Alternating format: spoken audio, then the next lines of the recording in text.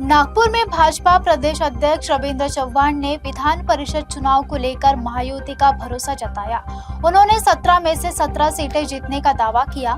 चौहान ने कहा कि मतदाता समझदार है और हार की आशंका से कई उम्मीदवार चुनाव से हट रहे हैं। आदरणीय उपमुख्यमंत्री एकनाथराव शिंदे जी, आदरणीय उपमुख्यमंत्री सुनीत्राताई या तिघांच्या नेतृत्वामध्ये महाराष्ट्रामध्ये 17 ठिकाणच्या विधान परिषदेच्या निवडणुका आहेत। या सर्व निवडणुका महायुतीच्या माध्यमातून लढल्या जात आहेत। इतिहासात हा पहिली वेळ आहे की एवढ्या मोठ्या प्रमाणामध्ये विधान परिषदेच्या निवडणुका एकत्र होत आहेत आणि इतिहासात हे पहिल्यांदा असं होणार आहे की 17च्या 17 महायुतीचे असणारे उमेदवार हे जिंकून येतील।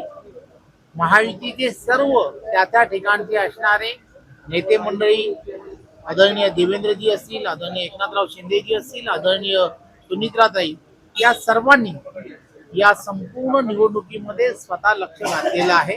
त्यामुळे हे सर्वच्या सर्व उमेदवार जिंकणं आणि प्रचंड बहुमताने जिंकतायत यात काही शंका नाही। परंतु नागपूर असेल, भंडारा, गोंदिया या ठिकाणच्या असणाऱ्या स्थानिक स्वराज्य संस्थेची असणाऱ्या 18 तारखेच्या निवडणुकीची त्या ठिकाणची असणाऱ्या मतदान केंद्र वाईज त्या ठिकाणची माहितीच्या असणाऱ्या सर्व पदाधिकारी आणि कार्यकर्त्यांची जबाबदारी या सगळ्या गोष्टीची सुनिश्चितता करणं हेही अत्यंत गरजेचं होतं आणि त्या निमित्ताने आजची ही बैठक होती आणि या बैठकीमध्ये सर्व महायुतीच्या नेत्यांनी या संदर्भातली पूर्वतयारी ही अगोदरच करून ठेवलेली असल्यामुळे बैठक अतिशय चांगली झाली आणि 22 तारखेला या निवडणुकीमध्ये 17च्या 17 महायुतीचे उमेदवार हे जिंकून येतील यात काही शंका नाही। या निवडणूक ही त्या स्थानिक स्वराज्य संस्थांमधील असणाऱ्या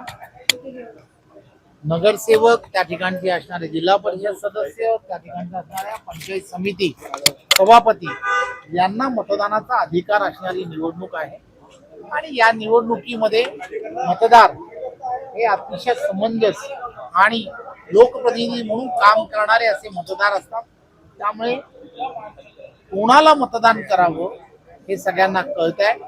देशाचे पंतप्रधान नरेंद्र मोदीजी यांच्या नेतृत्वामध्ये सबका साथ सबका विकास या तत्वावरती आदरणीय देवेंद्रजींच्या नेतृत्वात महायुतीचं सरकार अतिशय चांगल्या पद्धतीने काम करत आहे।